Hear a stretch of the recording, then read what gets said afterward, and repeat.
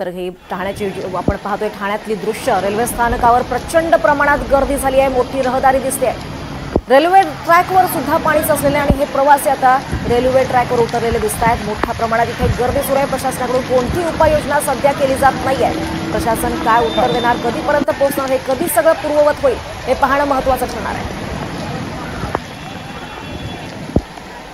तिकडे कोयना धरणाचे दरवाजे आणखी वर उचलले गेले आहेत। कोयना धरणाच्या पाणलोट क्षेत्रातील पावसाचा जोर हा वाढलाय आणि त्यामुळे धरणातील पाणी पातळी नियंत्रणात ठेवण्यासाठी कोयना धरणाचे 6 वक्र दरवाजे हे 6 फुटांवरून 8 फुटांपर्यंत उघडण्यात आले।